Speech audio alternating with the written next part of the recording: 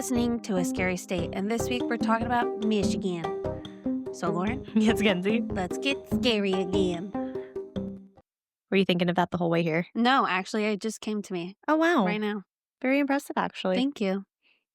So, Sometimes I'm witty. I feel like you this Sunday. I'm so tired. Yeah, but you're not hungover. I'm not hungover. That's true. But I am sleepy. So let me tell you about my week. Okay. Wednesday. Okay. We were supposed to see Falling in Reverse on Tuesday. Right. He canceled. Yes. So impromptu, with my two friends, we decided, let's go to Virginia Beach, which for us is 3.5 hours away. Yeah. So we planned this like a week or two ago. We didn't plan well, but we planned like a week or two ago. I mean, you planned as well as one can for planning last minute. And then last minute, we were told, hey, there's a meeting on Thursday that you guys have to be at. And we're like, okay, what time is the meeting? Like, we can do noon. That'll be fine. Oh, it's going to be 11. And they're like, okay. They're like, just kidding. It's going to be 10. And then they're like, just kidding. It'll be 11. And we're like, okay, 11. So we leave work on Wednesday, drive 3.5 hours down to Virginia Beach. And so we get our hotel. I don't do elevators. So my two friends go up the elevator. I take the stairs up to the 6th floor. Sure. And they start walking back down. And I was like, what's going on? They're like, well, we unlocked the door and opened it. It was pitch black. The windows were drawn. The TV was blaring on. The bathroom light was on, but the door was closed. And there were towels on the floor. And they said, and the bed was lumpy. We don't know if that was purse or not. Well, clearly someone was in there. Our room! Yeah. So, closed the door. That's great. How do you do that? How do you fuck that up? I don't know. So, one of our friends went back down to the lobby and she was like, hello, our room is not in fact ready like you said it was. Right. So we ended up getting a new room. But I was thinking, like, when you stay in a hotel, I do like all the locks they have on that door. Yeah. I do the lock. I do the little chain thing, like whatever Yeah. they have. It's probably a male.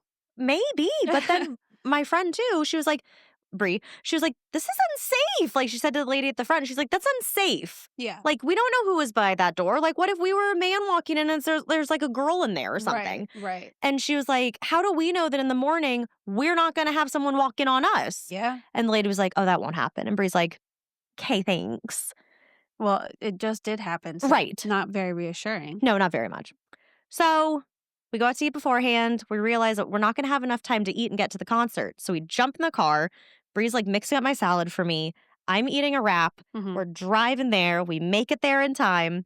So concert was amazing. We had really, really great seats. We were in section like 100, which was better than we would have been at Jiffy Lube. Mhm. And there was like the row in front of us was completely empty. Yeah. Well, there were like people to the side. Oh my God, it was so good. And at one point he like walks out into the crowd. Oh. I didn't get to touch him, but it was so good. It was such a fun concert. We had such a great time. And so we come back, we get in the car, we go back to the hotel. Oh my I've God, definitely heard it this was story before. so bad. So then the on next Thursday. I've heard this whole thing. What did I see? Oh yeah. Well, they haven't. I did see you on Thursday. Yeah. So we get back in time. We drive 3.5 hours. We do our meeting. Yay. And then this weekend we went to the cabin in Shenandoah with some of our friends. That was the most unlooking like cabin I've ever seen. Okay, it wasn't a cabin. It was a house in the woods. Exactly. I like saw it in the background. I was like, that is not a cabin. Yeah, no, it was a house in the woods. Yeah. But we called it a cabin for the weekend. Aesthetic, yeah. So we took Roy with us because we couldn't find a dog sitter on Labor Day weekend on such short notice. Shall Well, yeah, but it was you, and then we asked someone else, and they couldn't. We, like, asked all around. No one could. It was fine. So we brought him. Everyone loved having a dog there. And he's Roy Boy. And he's Roy Boy, so he's just the cutest little thing ever. Yeah. So yesterday, we went on a 2-mile walk with him. Oh, wow. He was very tired. He made it, though, the whole time. I'm sure as soon as you started walking back, he started slowing down all of a sudden. No, because it was a loop, so he didn't know where we were. Oh, nice. There you go. That's the trick. Beautiful. He met horses for the first time. I saw that. Had no idea what these horses were. I'm sure. And was like barking at them and like looking really confused and trying to get into the pen, I think, to play with them. It was so cute. And then we had a river like down by, like behind our house. So Roy kept trying to go down. I was like, you're going to slip. You're going to fall if you take this extra step. Yeah. He wanted to take the step. And Bree was like, let him in the water. Like, I'll take him. And I said, okay. So he kind of falls himself into the water. One foot is like stuck up on the ledge. Brings it back in. I think he had such a fun time. This was, like, his Good. first time swimming, Yeah. but we wanna bring him to, like, a place that has a beach access because there were a lot of rocks and stuff, so we didn't have a Yeah. steady hold, Yeah. but, oh my god, it was so cute, and then Joe and I had to give him a bath, which worked out because we wanted to do it here, but the showers up here make it very difficult, Yeah. so there was a hose outside. Nice. Beautiful, and there was, like, sensitive skin, like, or not shampoo, body wash inside, Okay. so we used that on him. He smells so good, he's so soft, and he has been passed out since we got home. Yeah, he looked a little dazed and confused. Well, because we stayed up really late last night, and of Mhm. course, we had, like, our screaming music on and all different types of music, Sure. and we had his bed in the room, like, in the house with us, and he would just, like, look at everyone and, like, go lay down and fall asleep for a little bit, and then there would be loud noise, and he'd look around and go back to sleep. So, yeah, he was out on the drive here. When we got home, he fell asleep on the floor and was, like, snoring. Passed out. So, I don't know if he's gonna have the energy to make it up here today. That's okay. That means the snacks are just for me. Just for you. But, yeah, it was a great weekend, great week. That sounds like fun. It was. It was so much It sounds fun. like in the end, everything worked out. Yeah. That's nice. And I have another concert on Tuesday. Rock on. It's like, all of my favorite bands just all of a sudden wanted to perform within 2 weeks of each other. Look at that. And I have to go see them. Of course. Because who knows when they're gonna be on tour again. They're a favorite. I feel like that holds It's my heavier. 3 Yeah. favorite bands. Yeah, it's heavier weight. Exactly. Who's the third? A Day to Remember. Oh. Yeah. You're gonna be there with me. I know. I just wasn't counting that as, I guess it is 2 weeks from now, isn't it? Yeah. Shit. Okay. 2 weeks from yesterday. That's when we're recording too? Yeah. Okay. That weekend. For We have some to reason figure out that's- if you wanna do Friday and Sunday, to Friday, to Sunday, I however thought you we wanna do talked it. about Friday night, Saturday morning. Oh, yeah. Yeah, we did. Yeah. Yeah. So how was your week and weekend? Week was fine. It was the first week back at school. I was exhausted. Nothing exciting happened. Until, until Saturday. Yes. You're going to appreciate this story so much. Oh, I'm sure. Okay. So, Saturday night, Yes. Mom is still here. I don't know when she's leaving. She doesn't know when she's leaving. I can tell she wants to leave soon. Not that like she wants to leave me, but I think she misses her house. She's like, I've Um, had enough of my time in Virginia. and now Like, it's getting cold by her standards. Oh, I know. It's been beautiful. Right, that's what I said. By So, Virginia standards, we're like, she's wearing like yes. my pullover, like fuzzy, like winter. Oh my goodness. Yes. And that's just inside my house. So, sharing my bed. And because she's my mom and I'm super comfortable, I've been doing outrageous things.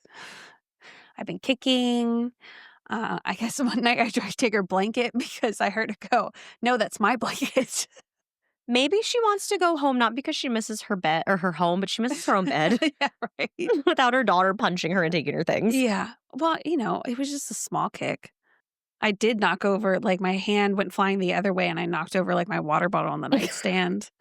I've woken myself up a couple of times talking. Oh my gosh. Anyway, so middle of the night, not this past middle of the night, Friday night into Saturday. Okay. Okay. I hear a sound and my door. On my door, there is the necklace thingy that I have from graduation. So Mhm. if you move it fast, those things clank against the door. Right. Okay. It sounded like someone had opened and quickly closed the door To your bedroom? to my bedroom. Okay. It was 3:44 in the morning. Ew. I checked the time. Okay. And I, of course, woke Mom up and I was like, I heard something weird. Like, it sounded like someone opened the door. But in my head, I was like, no one can be in here because why would they just open the door as if like, oh, oops, people are here and then close it? Yeah. But like, you're going into someone's apartment. Of course, someone's there. It's the middle of the night. But maybe not, though. Maybe you're on vacation. It wouldn't have looked like we were on vacation. Plus, you need to be able to like an access code to get into the building. Yeah, like maintenance workers might have. Yeah, I guess. But like, it didn't make sense to me because I was like, I feel like if they were coming in here, it was probably to do something nefarious and it wasn't just to rob me. Because like, it's 3:45 in the morning. Any smart burglar would guess that they're probably at home. Or it is to rob you. I mean, burglars do it while people are home all the time. Yeah, but Have you heard the term burglary gone wrong? I know, but, like, it just didn't feel that way. Right. It kinda felt like your hotel situation where, like, you open the door, there's someone there, like, "Oh, wrong door." Yeah. It felt like that, Okay. but I also knew that didn't make sense. Right. And so I, like, was telling mom, I was like and we have my mom's dog here, and she wasn't, like, acting, like, super Oh, weird. yeah. I was gonna ask, like, did dog react or No, no? and, like, my mom was like, if there was someone there, like, she would have had her nose, like, right up against the door, and, like, we turned the light on, she was kind of, like, looking at the door, but I don't know if that's because we were looking at the door, I don't and know. mom was like, "Do you want me to go out and look?" And I'm like, "Well, yes and no." Right. Like, yes, but I don't want it to be you going to Right. look. So she grabs my water bottle. Oh, yes. I Okay. mean, this is a pretty hefty it's metal. I've thought about that times too with my water bottle. Yeah. I'm like, if I hold this and it's full of water and I get a good swing, When like, this falls, it scares the shit out of everybody. right, like I could do some damage with this water Absolutely, bottle. absolutely. So I was like, "Okay, yeah, good choice." And we have the dog. Sometimes you gotta defend yourself with what you can. I once only Right. had a high heel in my vicinity, so that There was you gonna be go. my weapon. And so she walks out, and at first she didn't turn the light on, and I almost said to her, "Did you not learn anything from Criminal Minds?" Because we've been watching Criminal Minds, her for the first time, which has been so much fun. And every single time she's like, "I don't understand why they don't turn on the lights." You just proved the situation right now. And then she turned the lights on, obviously, like, no one there, and I was like, "Okay." She was like, "Well, maybe you were dreaming." I was like, "No way." Like, I know things can happen, like, in your dreams, but that loud of a sound, I was like, Mhm. "That actually had to have happened." I mean, I've had dreams like that before though, where it sounds like there's, like, been a big bang and it wakes me up, but it's nothing in the house. But it probably might have still been a big bang, it doesn't have to be in the house. Maybe, I don't I know. just, like, seeing things when you wake up and you're still kind of like, "What?" I get, but, like, I've never like, Oh, when for I me, it's way more the hearing. I've never seen things when I wake up. no, just, like, when you first like, if, like, you're woken up suddenly, you're, like, a little confused and your eyes are adjusting, Oh, like, that kinda thing. okay. Yeah, no, for me, it's more definitely, like, noises would wake me up, and I'd be like, "Was that real or was that in a dream?" It was probably real I don't know. because you wake up so easily anyway, I know it sucks. but it probably a noise that it only happened once, so you can't determine where it came from. Maybe. Because as my mother did what you did and gaslight the shit out of me over the noise that I heard, and even myself, I started to doubt, like, okay, yeah, maybe it wasn't my dream. Although I was like, every time I think of a dream, I never think of sound. Yeah. And so, whatever, we go back to sleep. Well, took me a second. Oh, no, it didn't. That night. Fell right back asleep, actually. Go out of my room in the morning. And I'm still in my room. My mom has walked out to the living room. And she was like, "Well, I know what you heard last night." And I was like, "What?" She's like, "All your stuff fell down." Oh, So walk out to the living room. You know the big picture I have behind the couch? yeah. It didn't just fall, it fell over. Like it was toppled over and it was upside down, had knocked over my lamp, Oh my had gosh. knocked two of, those shelf things I have that are just Yeah. like rope, had like knocked those down so all the stuff came off. And all you heard was what sounded like a little necklace clinking against your That's what door? I thought it was. And Okay. it's a pretty loud necklace. Yeah, I'm but gonna go home. I'm gonna send still. you a Snapchat, and you're gonna realize, well, it's a pretty loud necklace. Okay. And so I was like, holy shit, like that's. And I looked, and I was like, okay, well, I can kind of see a nail is like coming out. Like maybe it just gave in I mean, yeah, and it could also be, like, if people in your hallway are slamming their at doors over 3:45 in the time. morning. Maybe. Man, no one slams anything that hard. You don't know. I Or live there. What do you mean? or over time, it just kinda, Just like, listen to my story. okay. It all comes back around.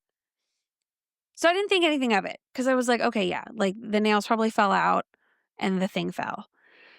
But I was like, how did it, like, it must have fallen in such a way because it would have had to flip over Yeah, because it was upside down. yeah. And so I was like, so how did it do that? This was also the same time that there was those tweets going on about Donald Trump possibly being dead. Mhm. So I was like, you know, I was like, well, maybe it was Albert. my resident ghost. Oh, yeah. And I was like, man, Albert would never do this. I know. We haven't heard of him in a while. He's not a malevolent, Malevolent. that kind of ghost. So I was just like, well, that's weird. And then I was like, well, maybe it was Albert and all his ghost buddies were celebrating because it is true. And they see him in the afterworld. Right. And so they were just having a grand old time and it got out of hand. Well, but obviously then that was poo-pooed. But we don't know that. I think we can be pretty sure. At least for now. It might be a whole weekend at Bernie's thing. Who knows? I don't. But for now, I was like, okay, well, whatever. And then maybe they saw him briefly and then he like lived. And so he went away. And so they were like, oh. So, it's so bad to say. I know, but I don't care. So, okay. We're about to start watching TV, and it hits me. The day before, Mom and I went to the cemetery where my grandmother is buried. Mm-hmm. She wanted to visit, and I don't know, in Jewish culture, when you go, you put a rock on the gravestone. It's supposed to like ground the soul. So we brought our rocks. We did a whole thing. We found my uncle's. And it took us a second to like really find the spot because most of them aren't ones that are like straight up. They're flat on the ground. Oh, okay. So you have to go up to them to read right. who it is. And so we're walking back and, I want to look down to make sure that I don't step on anything. Right. Or anyone. Yeah. Yeah, exactly. And I see one and it's this little girl who was no more than like 13 years old. I think her birthday was 1961 and she died in 1973. Ooh, when we went on our walk, we saw one where a girl was 2 days old. Oh. It was so sad. It was like a family cemetery on the creepy dirt road. Yeah. Yeah. So I was like, oh, wow, she was so young. I can't remember what her name was. And my mom like brushes some of the stuff off of her grave. She might have even like, I don't remember if she found a tiny rock and put it on there. And I was like, stop doing that. She's like, why? I was like, if you're nice to it, it's going to follow us home. No, it's not. It's going to respect you. It wants to follow us home because now you were nice to it. Now it wants to follow the nice people. And what happened? Ew, yeah, actually, that's kind of creepy. She came to my house and she knocked over all of my shit. But then why would she do that if she was happy that you were nice to her? I don't know. Oh, she's 13. 13. But as soon as I remembered it, I made my mom pause it and I pointed a finger at her. I was like, this is your fault. I was like, I told you not to mess with it. And look what she did to my house. So I might possibly have a teenage ghost hanging out. Friends with Albert. Yeah, maybe. Maybe like Albert was trying to get her out and she was being a 13-year-old and like bouncing all over the and place. was mad because she didn't want to go. Mm-hmm. And so she's throwing a fit. He was trying to get her out and then just let her stay. Okay. And maybe that's why the door blew open and he quickly closed it. You are not allowed in there. So now there may or may not be a little girl haunting my apartment. I don't know. I forget what her name was. I mean, you can ask her nicely to go. You can say, hey, I hope you had a couple good days here, but you need to go home. Back to your home. Especially if you're going to cause a ruckus. Albert makes himself unknown. Right. He just left one little clue to let us know he was there. And then when we asked him if he could show himself, he did the little flame thing. Mm. Well, not show himself. Tell us that he was there. He did the little flames. I still think the light was your grandfather telling you that I was right and it was a guy voice in the elevator. It wasn't. No, but the candle, when we had the candle. Well, the candle, yeah, that's separate. That was creepy. Yeah, that was really fucking freaky. So the other thing, I visited, so one of my friends, they're out of town. So I stopped by, they're like 20 minutes away. I stopped by to feed the dogs and then went home, but I wanted to get lunch. So I stopped at Chipotle. So I'm driving through my neighborhood. I have to pass my apartment. It's kind of annoying. And there was an ambulance behind me. It didn't have its lights on. And I was like, oh, it's probably just the ambulance people like getting lunch or whatever. They always drive down to the Harris Teeter. Mhm. Cool. So I'm driving, go through the light, driving, get to the next light, look in my rearview mirror, and I see a bunch of lights, like pretty Ah. much back by the first light. And I was like, when the fuck did that happen? I was like, I just drove past that part that they're at, and there was no one there. I Yeah. was like, that's crazy. So I go and get my Chipotle, and I'm driving back, and there is crime scene tape wrapped around like the front of it. So it's like the front walkway is blocked off, but you can still, it doesn't include the door, so people can still get in the building. Ew. And so I get back and I put my stuff down. I look at my mom and I go, does the dog have to go to the bathroom? And she was like, I don't know. I said, well, there She is. probably does. I was like, so we're there. going to take her out. Right. I was like, there is crime scene tape over there and we need to go figure out what it is.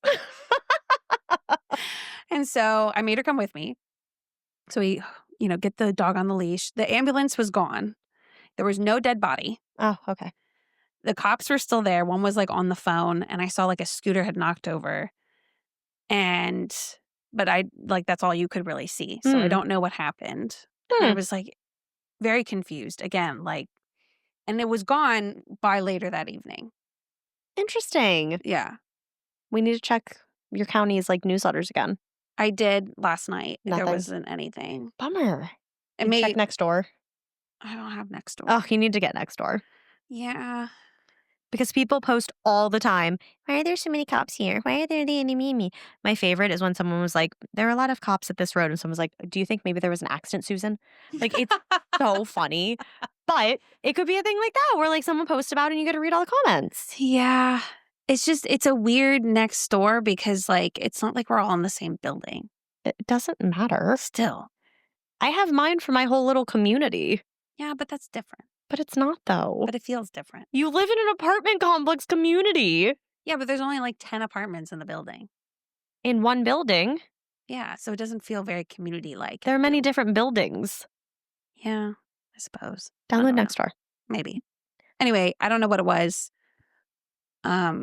My theory is that maybe somebody got hurt, and my mom was like, well, why'd they have crime scene tape? And I was like, I don't know. Why would someone assault someone in broad daylight in front of an apartment building, in front of a main road where a bunch of people can see? It happens. I guess. So I don't know. Wow. Well, if you find anything else, obviously report back. I will. Absolutely. But it's very alarming to see crime scene tape. Yeah, I can imagine. Because it said do not cross crime scene. And I was like, and we're sure it wasn't an early Halloween decoration. Yes. Just crossing all of our bases. Because covering our bases. Yep. Crossing all of our T's. Crossing our T's, dotting our I's, covering all our bases. Yep, there we go. Mm-hmm. No, because there was actual police officers right there. Yeah. So, and you can't decorate out there because it's not your property. Right. So yeah, that was my Saturday. Crazy, right? Wow. What a wild Saturday. Ugh, it was exhausting. I can imagine. Went to bed so early. So, yeah, now I'm pretty sure there's a 13-year-old ghost in my room, and I feel really bad because I don't remember what her name was. Ugh. You're going to have to go back and see. Or here, do this. Ask her to leave nicely. Give it a day or two. If we think she's gone, great. If not, if she causes more ruckus, then go back, find her name, and then ask her personally, hey, you gotta go. Yeah, that's a lot. It's really not. It is. The cemetery is 25 minutes away. And then I gotta find it. And I don't even remember her name. And I gotta locate it somewhere in this giant cemetery. I guess you're gonna just have to get really annoyed with what she does at your house in order for you to go through the extra steps to ask her to leave. I'm hoping Albert's gonna teach her the ways of being a good ghost. Yeah. And I'm also hoping that I'm delusional and there's no ghost and it really was just something accidentally fell. I mean, maybe, but that's not the fun version. No. And how I could see it falling straight down. How did it topple over and was upside down? If it hit the couch in a certain way and topped over. No, because where it is on the couch is not the edge. It doesn't matter. I could have seen it falling down in front of the couch, but to flip on its side. Oh, it flipped on its side. Yeah, it was right side up. Oh. When we found it, It was upside down Mhm. on the, table that's right there, so it would have had to turn over. Yeah, like if it fell like that and went like that. No, because it was like this, it would have fallen like that, and so if it I think I'm gonna need to see a picture because I think we're okay, both saying different things. I think so too. Yeah. It doesn't make sense for how it fell, Okay. I promise. Okay. I trust you. Yeah. So it might be the ghost, and she's gonna have For to get really bad before you ask her to leave. for a second there, I got freaked out because my mom had picked something up. She goes, "Well, what shelf was this on?" And it was the one that was on the other side. Oh. And she was like, "Well, how the hell did it get over here?" I was like, "No, no, no, just wait, just kidding. It's on that one." Oh my god. That would have been extra It scary. was cute because those like fake plants I have that Mhm. have the faces on it. Yeah. So one of the shelves was like tilted, and the way that it looked like one of the plants was saving the other plant. Oh, that's It was cute. like tangled up in the rope. So like it didn't fall all the way, but the Yeah. other one had slid over. So it looked like he was trying to save him. That's kind of fun. Yeah. So yeah, that's what I wanted to tell you. I started writing it down. I was like, oh my God, there's so many things happening. If I don't write it down, I'm gonna forget it I all. have to keep it all straight. Oh, well, thank you for sharing. I love it. And I figured if anyone was going to support my delusion of having ghosts in my house, it would be you. Of course. You should come have like a ghost hunt thing in my apartment. Would you really want me to do that? Nope. As soon as I said it out Exactly. loud, I was like, that's a horrible idea. Nope. You would Nope, nope, never nope. sleep there again. I wouldn't. I take it back. I don't know what I was thinking. I don't know what you were either. That was almost very brave of you. I know. And then Like, who are you? I think I was still in the delusion. Maybe. If it gets really bad, then we'll do it. That'll be like ultimate steps. Yeah. Yeah. Yeah. Yeah. Maybe mom remembers her name. Doubtful, but Doubtful. But maybe but surprising. maybe. So yeah, we both have had eventful times We have had. for very different reasons. Yes. But we both had like a weird intrusion Yeah. kind of Yeah. thing. Except I wasn't involved in the intrusion because I was still like mowing up the stairs. Yeah, that's true. That's true. Okay. Want to tell us about Michigan? All right. So I'll just say this is gonna be a long episode because we've already yapped for about 28 minutes. And then you went all out on these Michigan State facts. They're just long. So we have quite a bit to get through today. So I don't think there's any more than normal. if you had like a long drive and you're like, hell yeah, this is gonna be a long episode, you're gonna be really excited. I'll probably take out some of the stuff from the beginning that's just repetitive. Well, yeah, but I'm still sure it's gonna not be a short intro. That's true. But it's okay. We don't do it all the time. So people can do. All right. On May 18th, 1927, Bath Township, a quiet rural community near Lansing, was rocked by the deadliest school attack in U.S. history. Andrew Kehoe? I think so. Andrew Kehoe, That's how I said it in my head when I read it.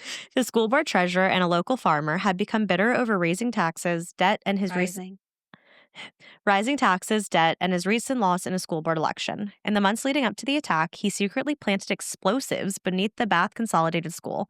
That morning, Kehoe murdered his ailing wife, Nellie, and set fire to their farm before heading into town. At the school, a massive explosion ripped through the north wing, killing 38 children and 6 adults instantly. As rescuers frantically tried to save survivors, Kehoe drove up to his truck loaded with dynamite and metal shrapnel, detonating it and killing himself along with several others. In total, 45 people died. The massacre left a permanent scar on the community, and its legacy remains a grim reminder of the dangers of calculated mass violence long before modern school shootings. So when he did this, like later on, they found that there was also explosives under like the other side of the school. They just happened to not go off. Thank God, but oh my God. Right, but they were supposed to. It was supposed to be at the same time as the other one. Ugh. So like he wanted to take the entire school down. Oh, and Michigan is so close to Minnesota, where we just had the other school shooting. Oh yeah. So Wow. well, this was a school explosion. Well, yeah, but you know what I mean. Yes. Like And still a school attack. It's like crazy to me that this adult male would target the school itself as if that has anything to do with the Right. school board election. Right. And it's like maybe you weren't the best person to be on a school board. He wanted to be, I forget what it was. Not superintendent? City clerk or something like that. Or was it treasurer? No, it was treasurer. It wasn't superintendent, but it was like city clerk or some Weird shit like that. I don't know. Because he was the school board treasurer. Yeah. Wow.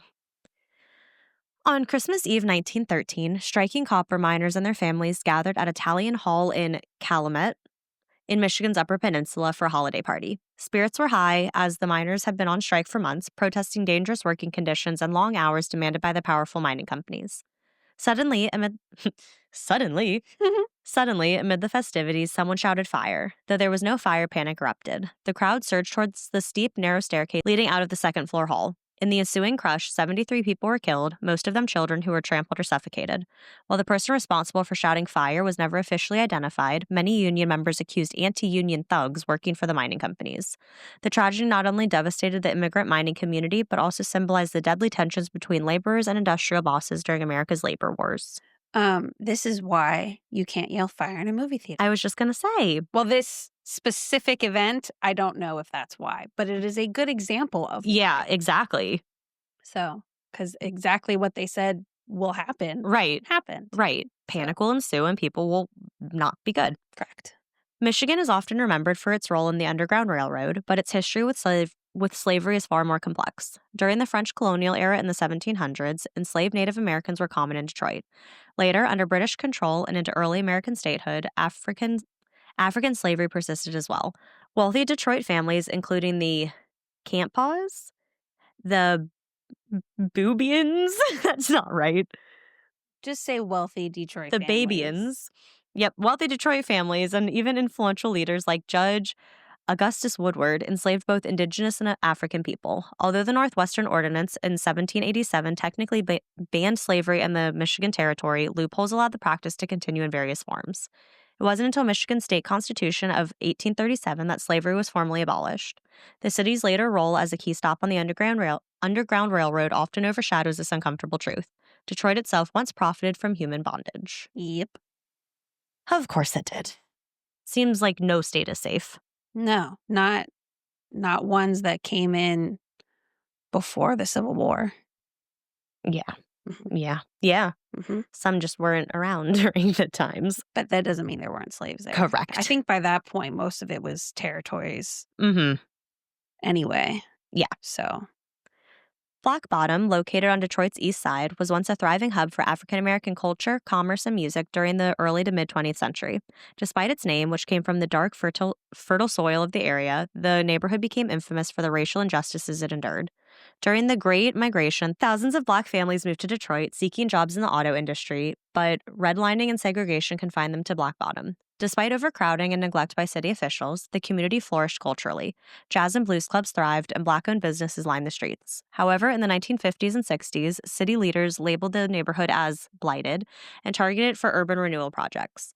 Highways and development such as Lafayette Park bulldozed the community, displacing thousands of families and erasing a cultural landmark. The destruction of Black Bottom remains one of the most painful examples of systematic racism, community erasure in Michigan's urban history. Yeah, man. They got rid of it to build a highway. Nice. Yeah. So take away all of this Displaced. amazing stuff, displace thousands of people to build a highway Mm-hmm. that probably could have easily gone around. Mm-hmm.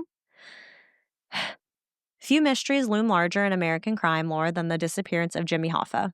Hoffa rose to prominence as president of the Teamsters Union, one of the most powerful labor organizations in the country. Known for his fiery personality and ties to organized crimes, Hoffa was convicted of jury tampering and fraud in 1967, but pardoned by President Nixon in 1971. By 1975, he was trying to reclaim leadership of the union, which put him at odds with mob figures who had taken advantage of Teamster pension funds. On July 30th, Hoffa was last seen waiting for a meeting with Detroit mobsters at the Mackinac Red Fox restaurant in Bloomfield Hills. He vanished without a trace. Despite decades of FBI investigations, countless theories and searches ranging from backyards to New Jersey landfills, Hoffa's body has never been found. His disappearance remains one of the greatest unsolved organized crime mysteries in U.S. history. Did you hear the rumor about his body being buried under Giant Stadium? Maybe I did. Then Mythbusters did an episode about it and used ground penetrating radar and they didn't see anything. And then the stadium was demolished in 2010 and they didn't find anything then. Oh, bummer. I think that he is, obviously I think he's dead, but I think they destroyed the body. I mean, Like, they didn't just bury him. right. Like, they got Like, rid of you're him. not going to be found. Right, like, he's probably evaporated or something. Probably, yeah. In the early 20th century, Michigan, particularly Detroit, was not immune to the wave of organized extortion carried out by the so-called Black Hand. This criminal network, often associated with Italian immigrants, used threats, violence, and intimidation against fellow immigrants, demanding money in exchange for protection. Black Hand letters, often adorned with drawings of daggers, guns, or coffins, would arrive in the mail, demanding cash under threat of death. Those who resisted were sometimes beaten, kidnapped, or murdered. The terror spread especially in Detroit's growing Italian community, where small business owners and laborers were prime targets. While the Black Hand was essentially eclipsed by more structured mafia organizations, its reign of terror left an Mm, indelible I think so. indelible mark on Michigan's crime history and contributed to the association of Detroit with organized crime in the Prohibition era. The Black Hand was pre-mafia. Yeah, that's what it sounds like. Yeah, it was basically the same thing, It sounds like it too, yep. but then it was, like, right before, like, the what is it, 5 families or whatever it was? Oh, yeah. It's, like, right before that came in. Yeah. So it's like this was happening, and then the 5 families came in, they're like, "No, let me Sit down. sit down." So and then it, like, completely disappeared. In the mid 1970s, Oakland County, just north of Detroit, was paralyzed with fear. Over a span of 13 months, 4 children, Mark Stebbins, Jill Robinson, Christine Milhelic, and Timothy King, were abducted and murdered. Have you ever heard about this? I don't think so. Okay, neither have I. The victims, all between 10 and 12 years old, were held for days before being killed and left in public places. Autopsies revealed that they were fed and bathed while in captivity. Ew. A chilling detail that suggested their killer or killers cared about appearance of cleanliness. The case became one of the largest manhunts in American history, involving local, state, and federal authorities. Despite thousands of tips, multiple suspects, and later DNA analysis, the Oakland County child killer was never caught. The case remains open, with families still pushing for answers nearly 5 decades later. Yeah, I don't think this definitely isn't something that's like one of the big things in true Mhm, crime. mhm. And you would think this You would think, be, yeah. because that's like chilling. Yeah, they kept some of them for, like, 19, 20 Oh days, my God. and the 2 boys were found to have been sexually assaulted, but not the 2 girls. And there's a few other people that some believe could be a part of it as well, but Oh, so not just like one person? Or N you mean no, I'm sorry, additional victims? additional victims, yeah. Oh, Um, and so, yeah, they even analysis of all the things, we don't have anybody. that's wild. Yeah, and I've never heard of it. No. So, Maybe next Michigan episode. there you go. You gotta remember how long it takes us to get back Oh to my God. Michigan. We need to start writing these things down. Like, We oh, really cool do. state fact. Let's keep this in mind. Yes. Not cool state fact. Interesting state fact for a story. Yes. On June 23rd, 1950, Northwest Orient Airlines Flight 2501 Hmm. en route from New York to Minneapolis vanished over Lake Michigan during a violent storm. The Douglas DC-4 was carrying 58 passengers and crew. Witnesses along the lakeshore reported seeing a flash of light and hearing loud noises, but the plane itself was never recovered. Only fragments of wreckage and some human remains washed ashore in the weeks that followed. Despite extensive searches, including modern-day expeditions using sonar, the main wreckage has never been found. The disappearance remains one of America's greatest unsolved aviation mysteries, and families of the victims still lack closure. Still never found it, so they still don't know for sure what happened. I hate that. I wonder if I'm sure it was, but because it's Lake Michigan and you did, like, the triangle of Lake Yeah, Michigan or whatever, if people associate this with that. Oh, maybe. It didn't say, but I feel like why not? So I've probably mentioned this before, and I know I've told you before, but I can't 100% remember if I said it on the podcast. But there was one time when I was flying to California to see our friend, and as I was coming back, I was sitting next to, like, a pilot. Yes. And so we were chatting and stuff, and he was telling me about, like, the airlines in the sky and, like, the highways and stuff, and he's showing me on his little, like, tablet. And so we were chatting, and he was like, yeah, at every couple points, it's going to ping. And that's how we know where the planes are in the sky. Mhm. And I said, so planes that go missing, Yeah. what happens to the ping? Yeah. And he said something else, and I said, no, I hear you trying to change the subject. Why? How did planes disappear? And he changed the subject again. So Mr. Pilot Man would not tell me. Yeah, I feel like that's definitely something to keep from the public. But, like, hello? Yeah. You would think, because they ping even over the ocean and stuff. Like, if I'm going from here to, like, let's say France, It's gonna ping as I'm going Yeah. over places. Yeah. How do you all of a sudden lose a ping? And won't they ping somewhere Crashes? else? I don't know. Wild. You mean, like, you lose the ping and then all of a sudden it pings again? You would think, like, if it goes off Yeah. course or something, or it crashes and flies down a different direction, Right. it wouldn't it ping on another, like, cell tower? Yeah. Cell tower. I don't know what the airplane I got what pinger? I Yeah, understand what you know you're what I'm saying. trying to say. Yeah, I don't know. Huh. Sketchy. It is. One of Michigan's strangest legends centers on the melon heads Which I think you we talked about for Connecticut. Thank you. Because, yeah, when I was doing my research for Connecticut, they talked about, like, there's some in Michigan, there's some here, Yeah. there's some here. Yeah. So I focused on Connecticut. As one should when we're talking about Connecticut. Exactly. These creatures, said to haunt the forest near I have no idea. Saugatuck's Felt Mansion, are described as small, pale figures with oversized, misshapen heads. The stories vary. Some claims they were patients from a nearby mental asylum who escaped and took refuge in the woods. Others say they were a result of secret government experiments or generations of inbreeding. Same as Connecticut. Mhm. Darker versions of the tale depict them as violent or even cannibalistic, attacking travelers who wander too close to their territory. While most historians dismiss the legend as folklore that grew out of xenophobia or local storytelling traditions. Those are vastly different. I know! Drastically different. So different. The melon heads remain a popular feature of Michigan ghost tours and continue to spook curious visitors. And this last lady, I haven't heard of either. Okay, let me see when I read about her. Mhm. In 1903, Lansing was shaken by the crimes of Mary Murphy McKnight. I have heard of McKnight. Okay. One of Michigan's most notorious female poisoners. McKnight was accused of systematically poisoning at least 11 members of her family over several years using arsenic-laced food and drink. Many of her victims were her own children, along with her husband and in-laws.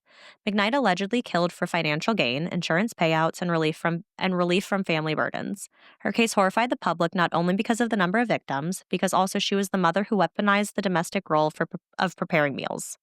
After a sensational trial, she was convicted of murder and sentenced to life in prison. Though she died behind bars in 1913, her name remains synonymous with betrayal and one of the darkest family tragedies in Michigan history. So you have heard of her? I have heard of McKnight. I Yeah. didn't know, I've heard her name. Yeah. I wouldn't have been able to tell you this is what she did, Yeah. but I've heard her name. When I was reading the article about it, it talked about how her daughter-in-law? Yeah.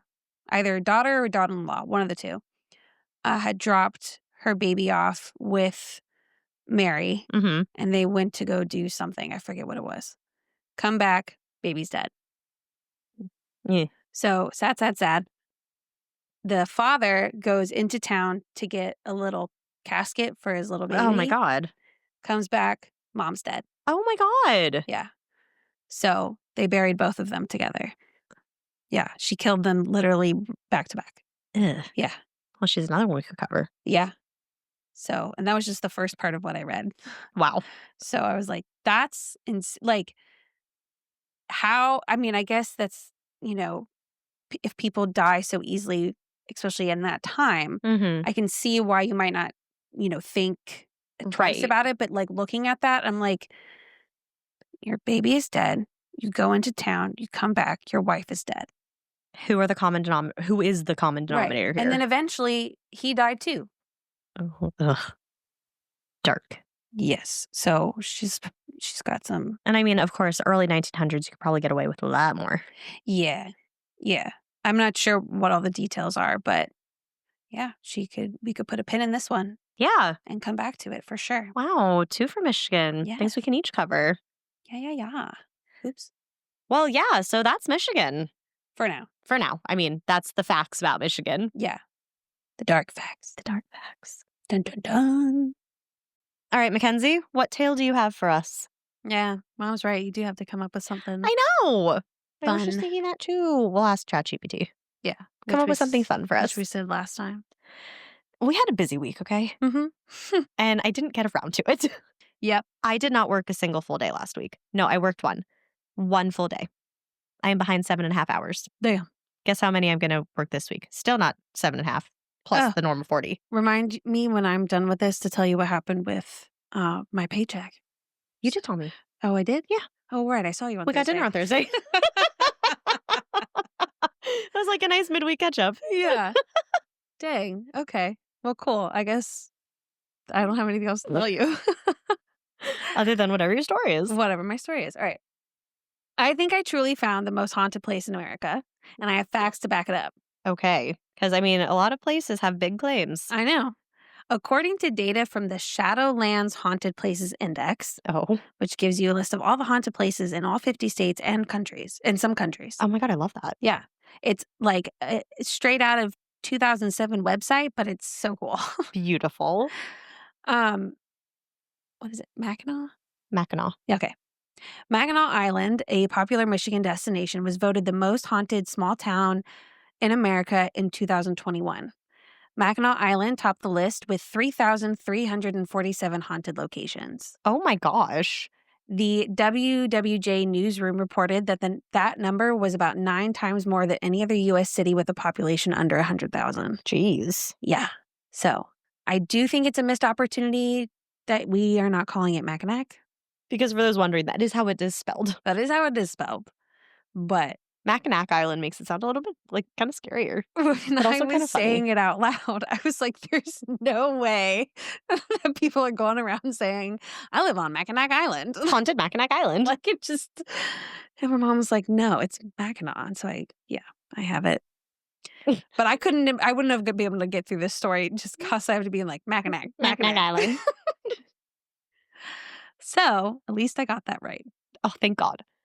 So the island's name comes from the Odawa, and it was Mackinac, which means great turtle. I like that. Right? I thought you would.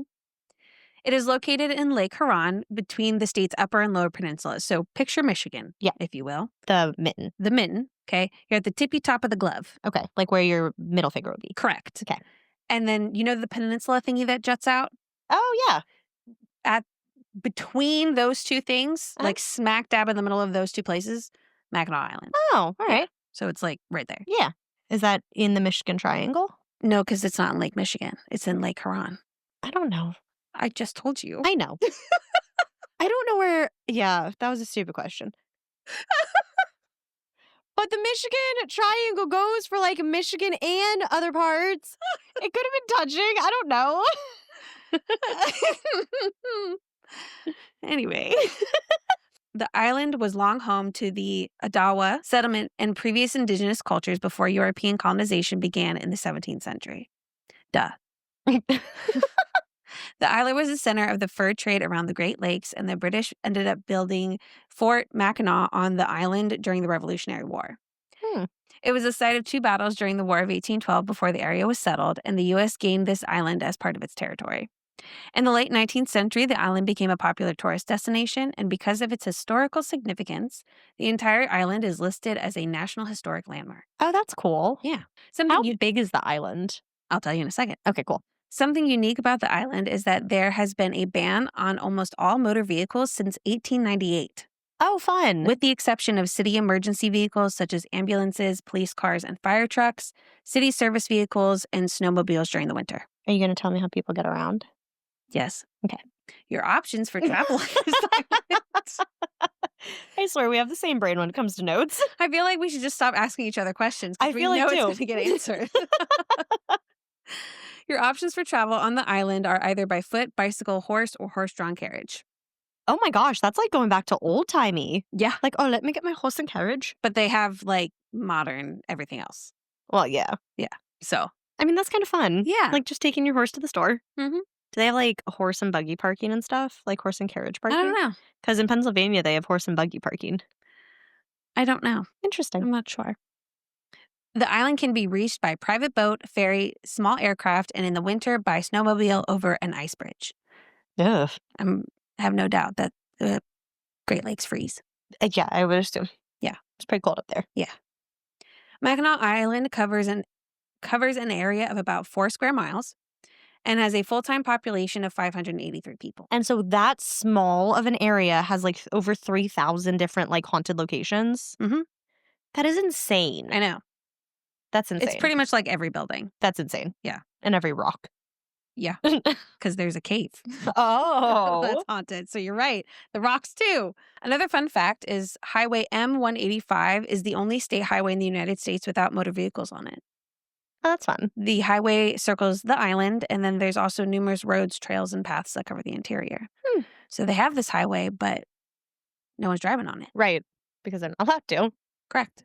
You But can do like bikes, skateboards, rollerblades. Well, yeah.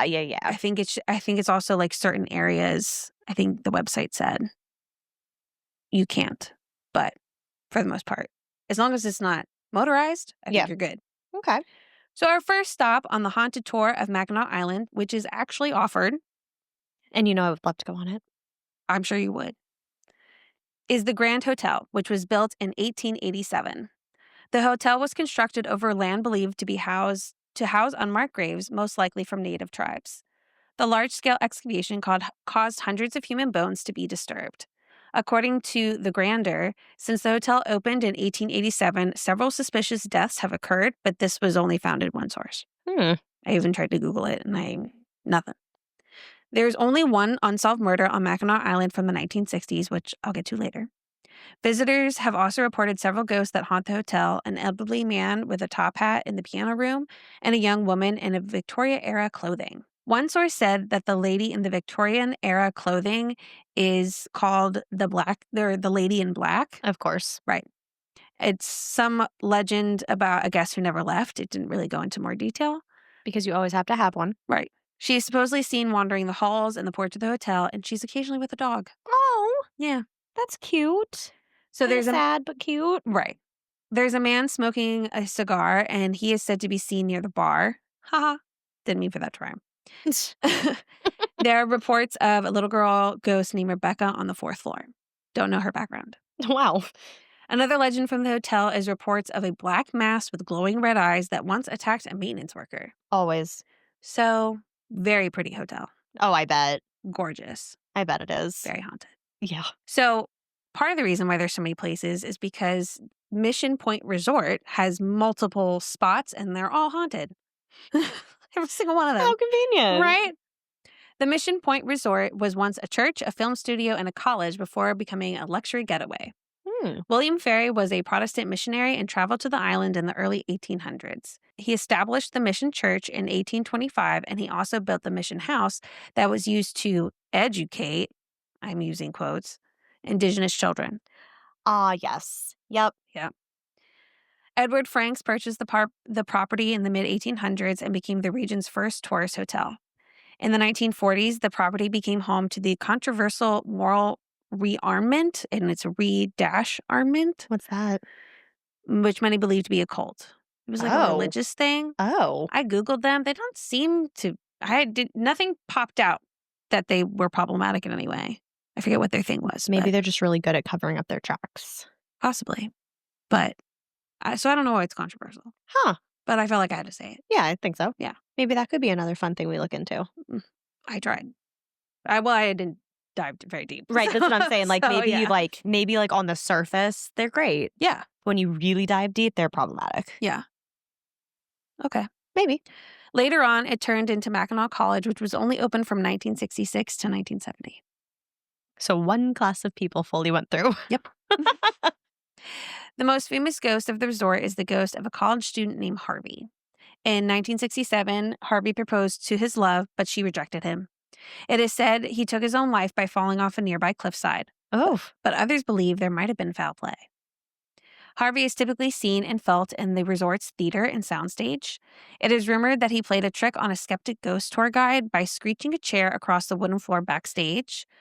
Mostly women have reported being touched or pinched by an unseen entity. Harvey. This has led many to consider Harvey a major flirt. Yeah. Some say he also roams around in the area of the cliff where he is said to have died. Carly Simpson wrote a blog, I Was a Ghost Tour Guide on Mackinac Island, for mynorth.com. She said that while working as a tour guide one summer, she thought she had an encounter with Harvey the ghost. Carly started the summer as a serious skeptic, but her encounters while working on the island helped sway her opinion. See, never be a skeptic, because then the ghosts are going to be targeting you. Always just fully believe. Correct. And then they'll be like, oh, cool. She believes. I'm not going to bother her. That's my theory. But the skeptics, they're going to come at you hard. Yeah. She shared that while she was shadowing another tour guide, Harvey pulled his prank with the chair. So this is the one. Okay, yeah. So this is like his signature. No, this is When I said that there was a skeptic ghost tour guide. Oh, this is her. This is her. Oh, okay. Yeah. Carly said, quote, "We were running through a story about Harvey in the pitch black theater. Lights off for dramatic effect. Of course. Okay, Lamech, cut it out," I said, turning to face him in the darkness. Lamech was dragging a chair backstage to creep me out. I thought. "Cut what out?" he replied from the other direction. Ew. Nope, he wasn't backstage. For someone who didn't believe in ghosts, my gut hit the floor pretty fast.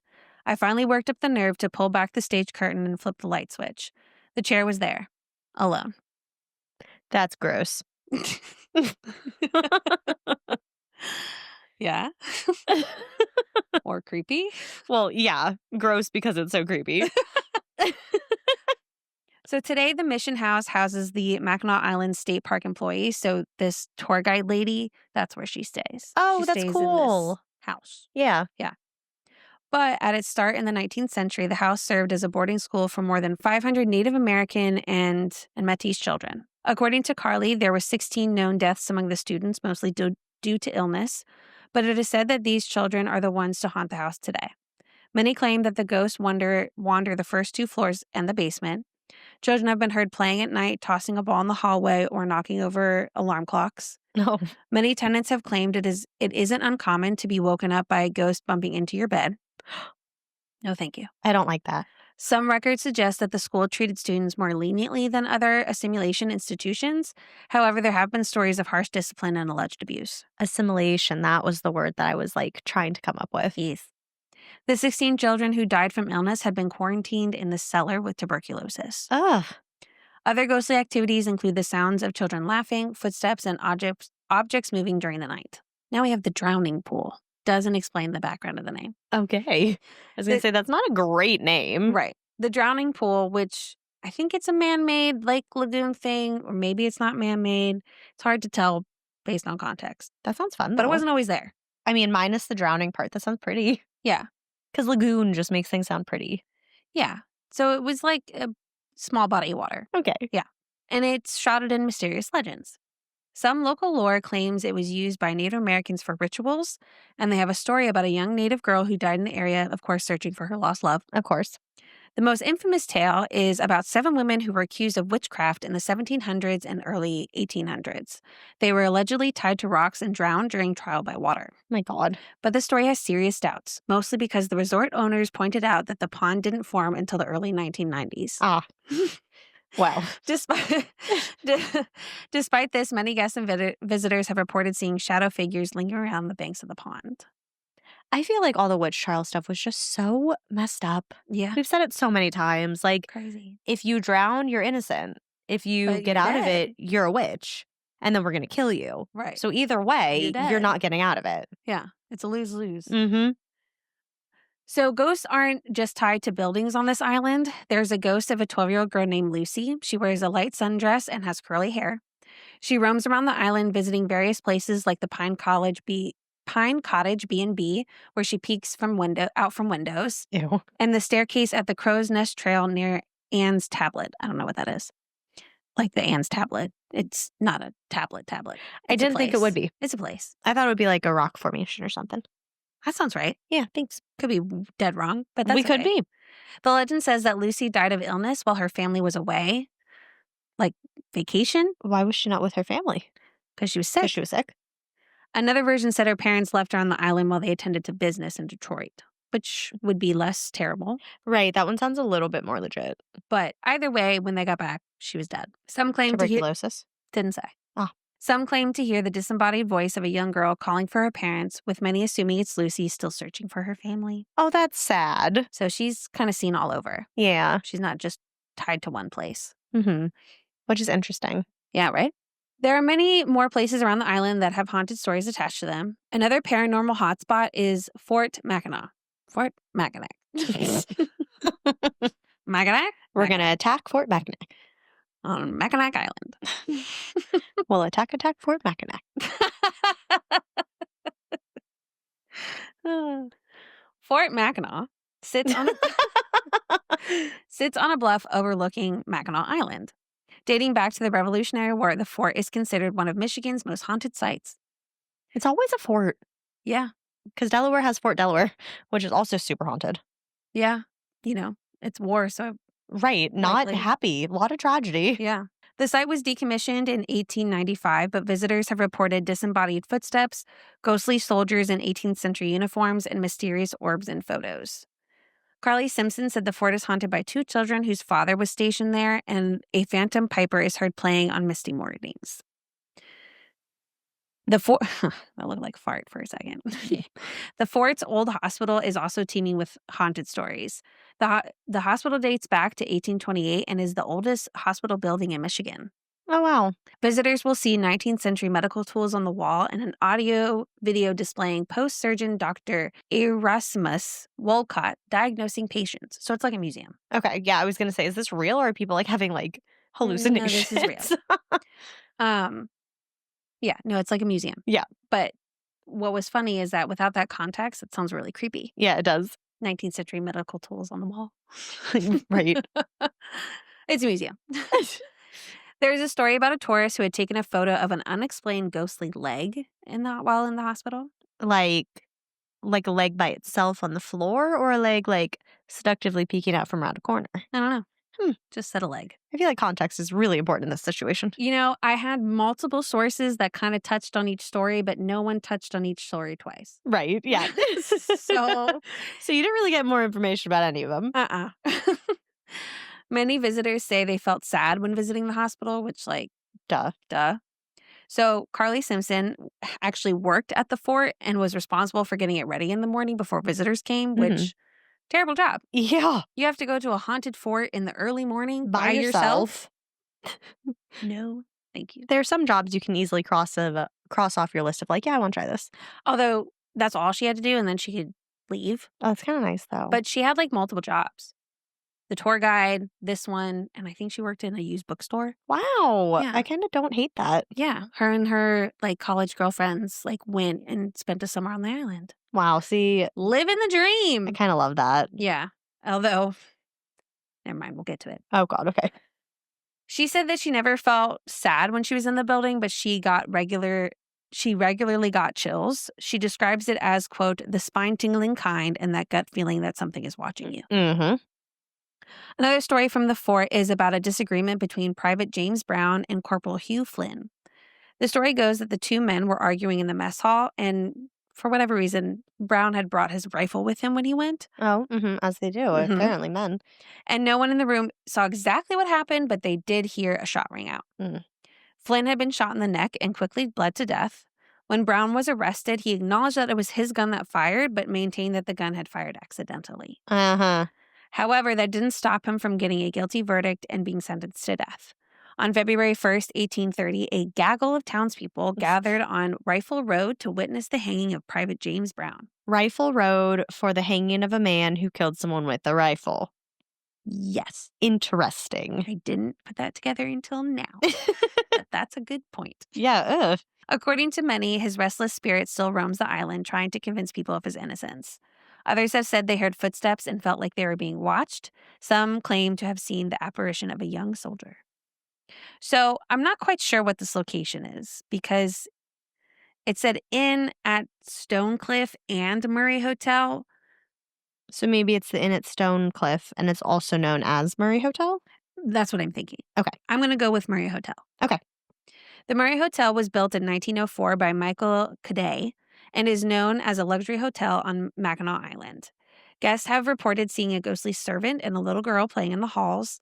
There's a tragic legend about a woman who was left heartbroken after her fiancé, a British soldier, died before their wedding. The hotel is a popular wedding venue, and the broken-hearted woman is said to haunt the venue area. Oh my gosh. No, thank you. Allegedly, the unsolved murder of Frances Leahy, which is the only unsolved murder from the island, a wealthy widow who was found strangled on the property in 1960. Her ghost is said to appear near the location where her body was found. But it's still unsolved. Dun, dun, dun, dun.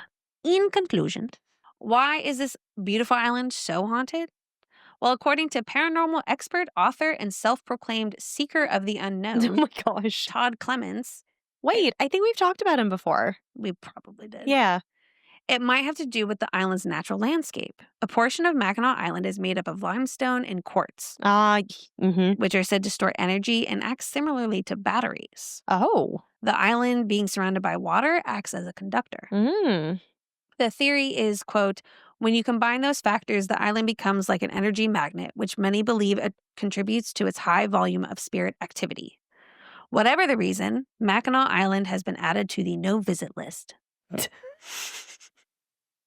Mackenzie's no visit list. Yeah. I think this place sounds beautiful. It looks stunning.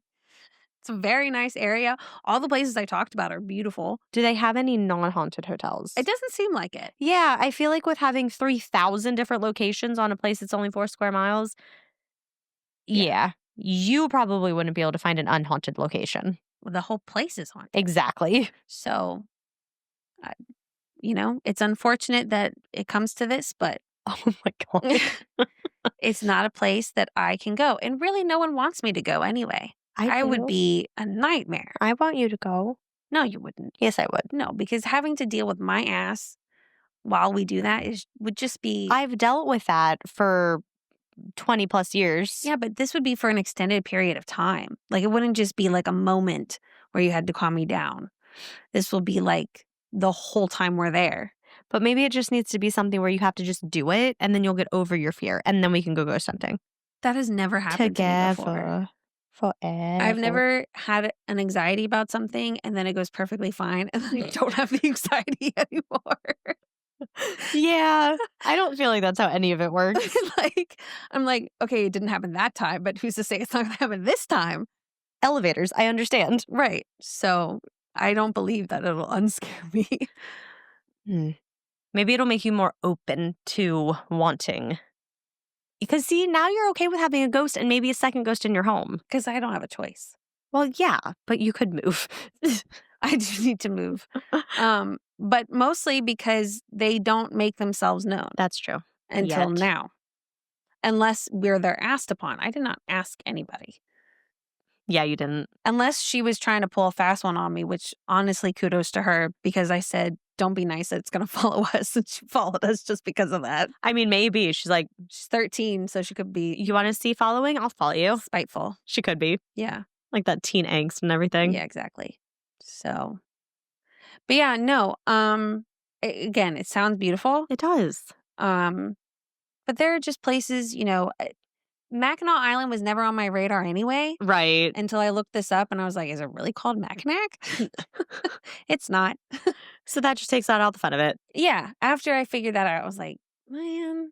I don't need to go here anymore. No. Because Mackenzie on Mackinac Island. I know. It'd be great. It would be. But Mackenzie on Mackinac Island? Ugh, boring. So boring. So, yeah. Oh, well, nicely done. Thanks. I can't wait to see all the pictures of it. Yeah, it's very pretty. I bet it is. It sounds won't beautiful. Come across haunted and creepy. Yeah. That's pretty. It gives off the allure of oh, come look at this beautiful picturesque island. And then you're there and it's like. Yeah. What's that movie with where she goes somewhere? The movie where she goes somewhere. It has the flower headband. She goes and she thinks it's going to be. Midsommar? I think so. Oh, I love that movie. Didn't she go somewhere thinking it'd be. She went to Switzerland, Sweden. And thought. Someplace like that. Thought that she was going to have a nice vacation. Ends up staying there. And ends up not, right? No, she stays there. But don't bad things happen? To other people. Well, she likes it. She remains there. She doesn't come back to the U.S. Okay, then I guess that's not a good example. No, not at all. She goes, she's captivated by the beauty of it. Things happen. And then she's like, I found where I feel accepted. And she remains. Interesting. After, spoiler alert, her awful boyfriend dies. Right. She chooses to have him killed. Yeah. In a ceremony or whatever. Sure. And then as his body's burning, she's just there smiling. And then you kind of put the pieces together. She's going to stay. Yeah. Interesting. Yeah. Well, is there another movie where they go somewhere? I feel like there's a lot of movies where people go somewhere. Even the Scooby-Doo movies, they go to Spooky Island thinking it's going to be a vacation, and it's not. Right. This is that. Yeah. Perfect analogy. Exactly. Thank you. I knew I'd come around. What's spooky tea upon, Lauren? All right, I'm just going to jump right in. Thank you. Grosse Pointe, it's a place, and I know that's how it's pronounced. Yes. Okay. Grosse Pointe is where you picture the American dream personified. Manicured lawns, beautiful homes, old money, and little to no crime. A very safe neighborhood, a perfect place to start a family, raise kids, and live that American dream. And Jane and Robert Bashara fit right in. They were regulars at charity events across town and were considered really good and kind neighbors. Mm. So a friend I know who Victim was or foe? hmm? Who knows? Well, it always starts this way. They were really nice, and they're either going to be dead Dun dun. or they're going to be the surprising killer. We don't know yet. Either way is still possible. Yeah. So a friend I have who is from Michigan Mhm. said that Grosse Pointe is like a bougie place. Like I was like, oh, I have a story from Michigan. So I was telling her Yeah. about it. And I was like, is that how it's pronounced? She goes, yep. But it's spelled with E's at the end. So it's like fancy, Grosse Pointe Gro- kind of thing. Right, right. So it's not gross, it's fancy. Yeah, exactly. Yeah. Jane and Bob had been introduced by mutual friends and, quote, clicked pretty much right away. Jane Bashara was a 56-year-old senior marketing manager at Kima Services, an energy consulting and testing company in Detroit. She was from Mount Clemens, Michigan, and had graduated from Central Michigan University with a bachelor's degree in business administration and then went on to get her master's at the University of Detroit Mercy. Okay. I know. Get it, queen. She was married to Robert Bashara, and the two had 2 children, Robert Jr. and Jessica. Jane was involved in her children's lives and had served as the president of the Grosse Pointe South High School Mothers Club. Oh, my Lord. Her husband, Robert Bashara, Bob, was a businessman who owned and managed multiple rental properties. And what year are we in with this story? I'll get to it. Okay. In Grosse Pointe, he was known for his philanthropy and had served as the president of the Grosse Pointe Rotary Club. Too bad it wasn't the Father's Club. Right, the Mothers and Fathers Club.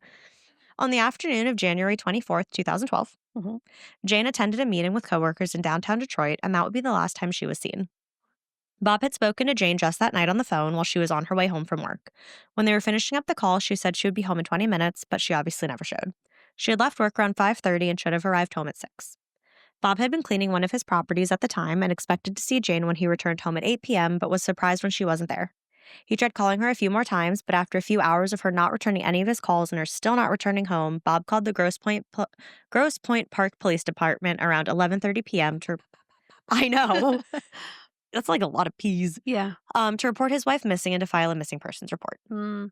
The next day, January 25th, 2012, at 7 a.m., a tow truck driver on patrol for stolen vehicles discovered a Mercedes SUV parked in an alley on the east side of Detroit, an area that some people considered to be a, quote, rough part of town. And how far away is that from where they live? I mean, she works in Detroit, so about Okay. 30-ish minutes. Oh, okay. Okay. So it's close by that it's not like a crazy distance. It would probably be like us to DC. Got it. Yeah. Inside was the crumbled body of Jane Bashara. Oh, no. So there you go from the beginning. Are they going to die or what's going to happen? She dies. Yeah, but this is only a half. It could be one dies, one kills. Hmm. It could be a plot twist where one dies, one doesn't kill, and it's somebody else. It really could go either way. Right. So this tow truck driver immediately called in his findings to authorities. Was she found in the front seat?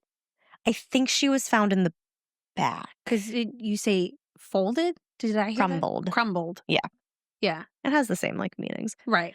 It didn't really say where in the car she was found. It just multiple reports just said she was found in the car. Got it. Yeah, so I don't 100% know, but I assume the back, but I could be wrong. Yeah.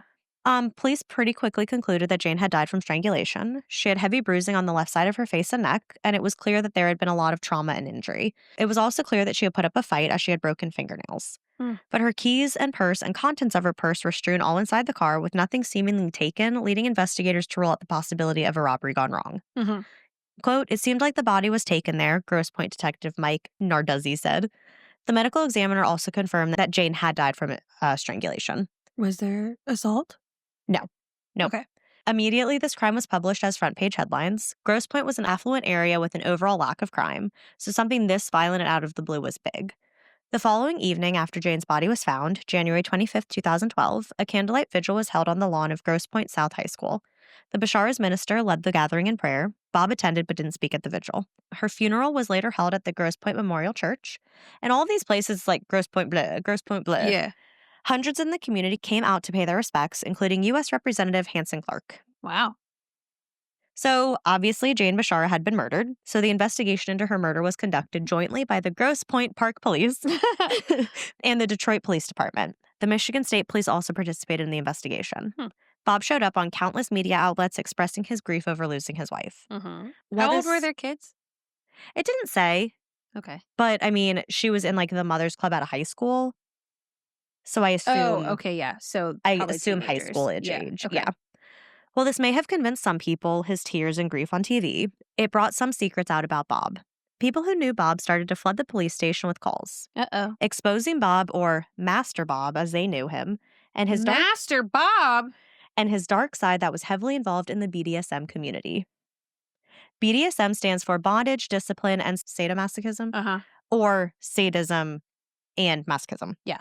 Detectives quickly learned that Bob maintained a sex dungeon in the basement of the Hard Luck Lounge located in a building owned by Bob on Mack Avenue in Grosse Pointe Park, and that he hoped to live as a sadomasochistic master and rule over his girlfriend and a harem of other women in this sex dungeon.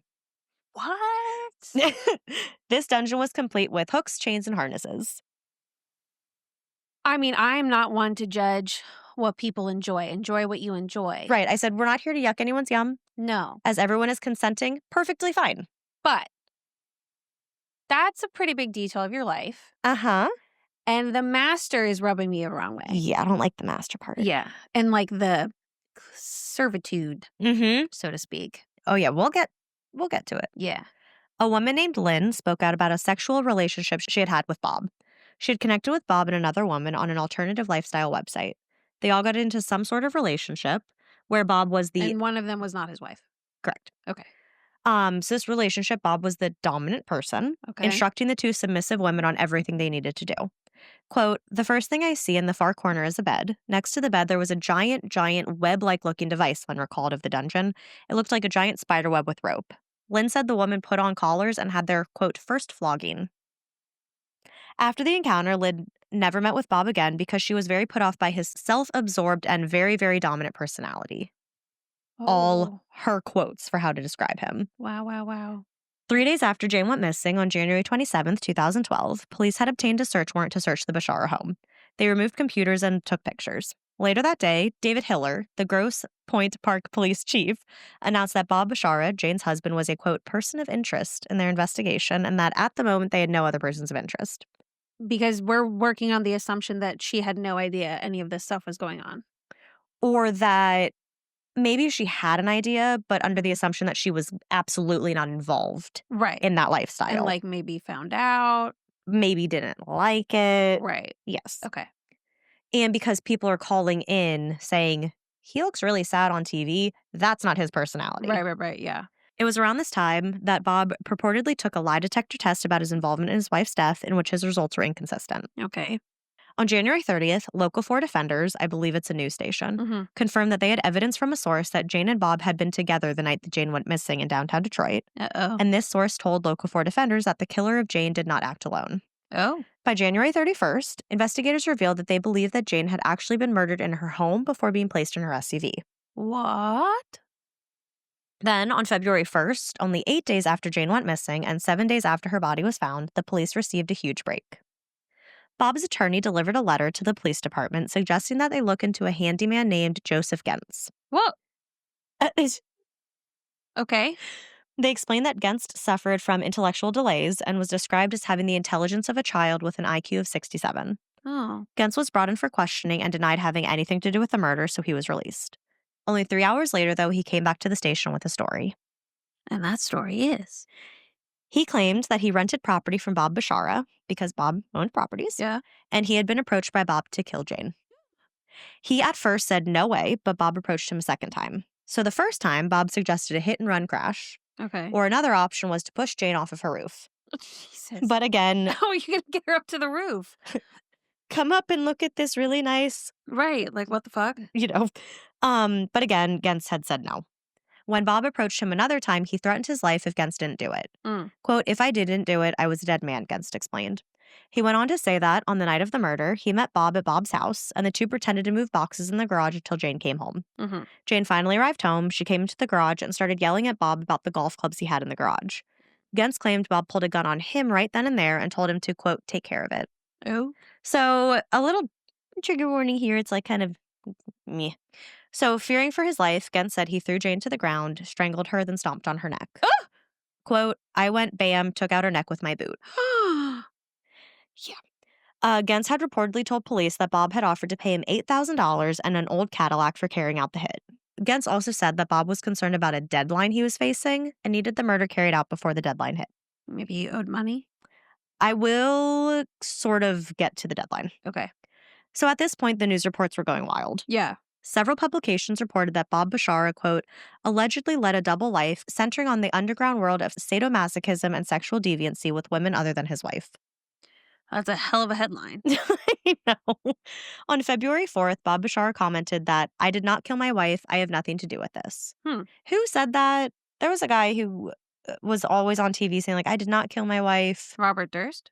Maybe that was it. So when I read that, I was like, Or O.J. Simpson? maybe it was him. I don't know, someone. One of them. Yeah. Also in February, news reports were saying that Bob was having a relationship with an alleged mistress, Rachel Renee Gillette, who had been employed in the Office of Alumni Affairs at Wayne State University. Apparently, for whatever reason, Gillette had been fired from her job after leaving the office on the day that Jane's body was discovered. What? But the reason why she was fired wasn't published, and I could not find that anywhere. That's weird. And it only said it in one place that, like, she had been fired that day. So don't really know what to take of that. Right. But so a little bit about Rachel and Bob. So 3 years before Jane's death, Bob and Rachel started dating. She was a divorced single mother working as a secretary at Wayne State University, and the two were like a true couple. In 2011, Bob even traveled with Rachel to South Carolina for Rachel's daughter's wedding. What? So Michigan to South Carolina, like, you're a legit full-fledged couple at this point. So after all of this came out in early March, Gillette's house was raided by police. Even though police left Gillette's house with 7 cardboard boxes and an evidence bag, they stated that she was not a person of interest. Also around that time, Bob's attorney came forward and gave a statement saying that the Basharas had a, quote, open marriage. Oh, did they now? Though Jane's family staunchly denies this claim. They said that they knew... She would have told somebody. Right. And they said that they knew for a fact that Jane would have rather chosen to end her marriage than to participate in an open marriage. 100%. Yeah. On March 3rd, 2012, Joseph Gens was arrested in Mount Clemens after DNA found under Jane's nails matched him. On March 5th, he was charged with second-degree murder and conspiracy to commit murder.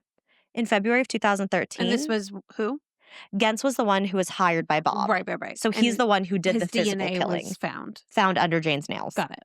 In February of 2013, he accepted a plea deal and is currently serving a sentence of 17 to 28 years. But with his plea deal... Random numbers. I know. I feel like it... I don't know. Yeah. I feel like it has to be something... Because the judge would eventually say, like, she wished she could give him more, but she could only give what she was allowed. But with his plea deal, so he did get a plea deal, which maybe is why the numbers are weird. Yeah. He agreed to testify in the case against Bashara. In a statement, he said, quote, I have been telling the truth from the beginning. Bob has used me and threatened me. He told me he had friends in the mafia and would have me killed. Gens' statement said, quote, I went to the police. No one believed me. When Bashara's trial came around, which I will get to, Gens said that he would not testify after all. Uh-oh.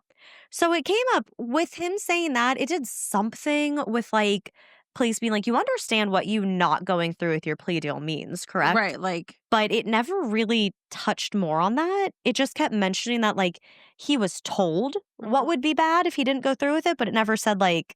Whether or not he went through with it. I will get to if he goes through with it or not, but it never really said, like, what would happen if he didn't go through with it. You know what I mean? Yeah. On March 9th, newspapers reported something odd. Uh-oh.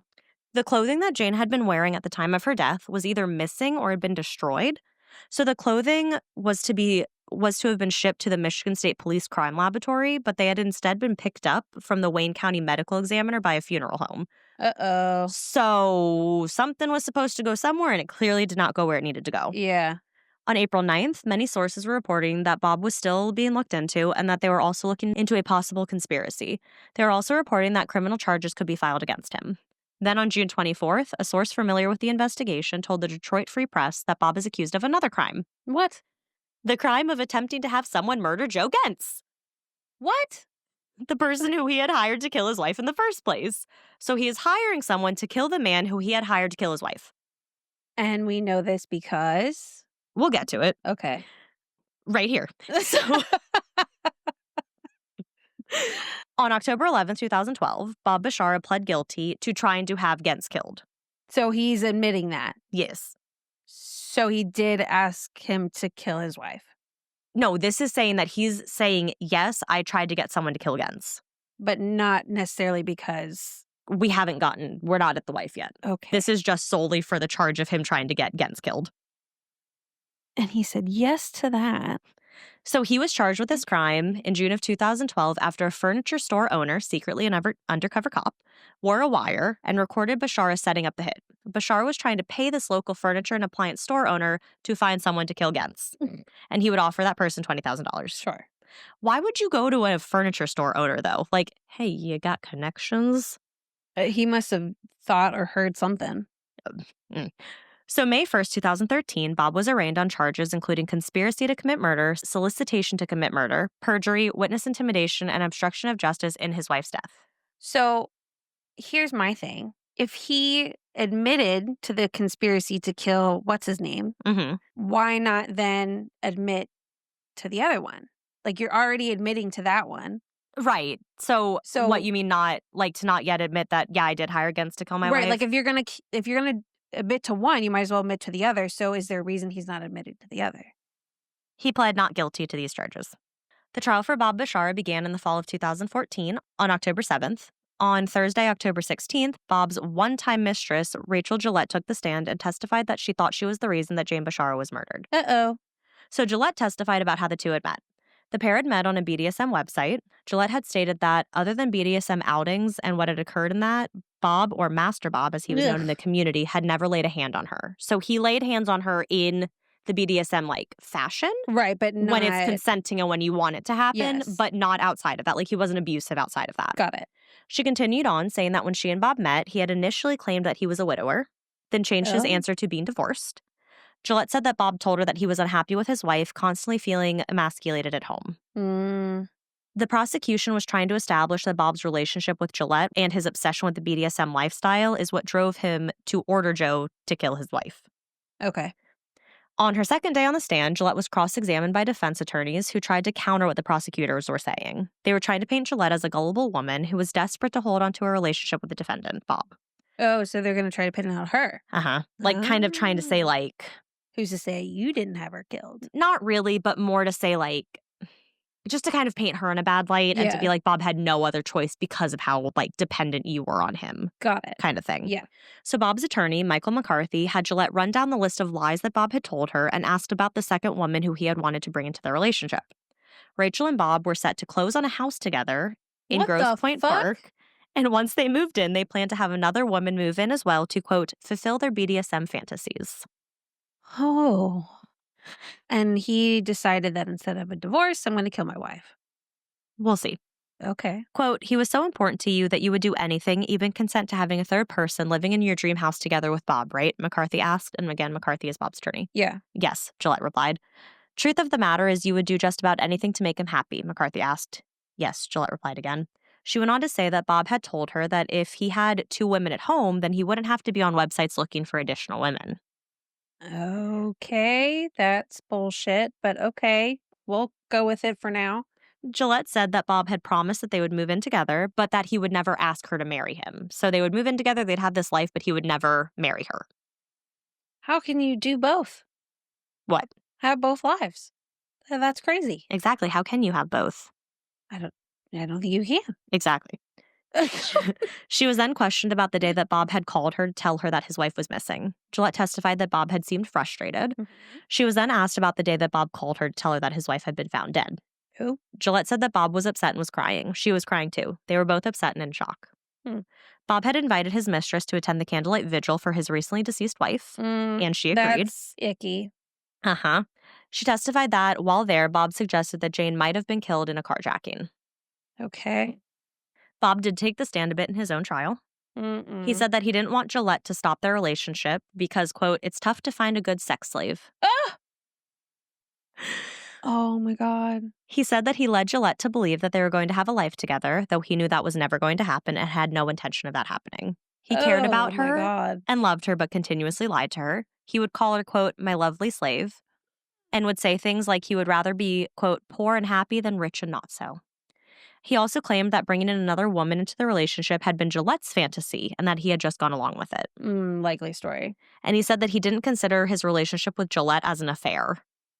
Well, then what is it? What do you consider it? If you're going, like, if you're doing anything outside of sex, it's a relationship. Right. And if you're married to someone else and dating someone else, you are then in an affair. Right. Unless you have an open marriage and everyone's consenting. Right. Which But we she know was isn't not. true.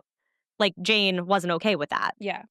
At one point, Lisa Lindsay, a Wayne County assistant prosecutor, asked him, quote, "You're the master, correct?" To which he responded with, "I am the master." I know. I put gross. Then the prosecutors had called up Patricia Matthews, Jane's best friend since the age of 15. Matthews talked about how Jane would constantly complain about her husband and say that he had no boundaries. Yeah, that sounds about right. Matthew went on to describe Bob by saying that he, quote, gambled, stayed out all night, lied incessantly, had trouble managing his business, responded to private emails sent to his children, was caught by his children watching pornography, and had erectile dysfunction. Oh, wow. Prosecutors said that Bashara wanted to kill his wife in order to collect $800,000 in her 401k account because truly she was the breadwinner in the Yeah. house and had a 401k, something Yeah. that Bob did not have. So he really couldn't leave her. Right.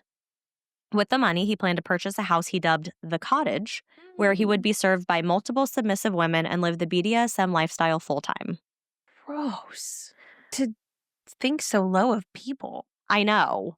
And like, again, if this is something that you consent to, that's totally fine. Sure. But for him, it seems to be It's not it's not just sexual preference. it's more about like it, in my opinion, it's more that he wants to have the control. Right. And that's what he wants his life to be like. He wants a submissive women. Yes. He doesn't want women who are gonna have a backbone. And again, not saying that submissive women in the BDSM community don't have a backbone. Right. But I don't think he's taking it as that. Right. He wants them to permanently be in that position, not just like when they want to do that. They say that like the person who's the submissive really has the control because they can say to stop. Right. Doesn't sound like he's going to give them anything correct. To say because stop. if you're doing it full time, right, you're not giving people like that like break or that time to say like, hey, stop, like I'm okay, you know. Yeah.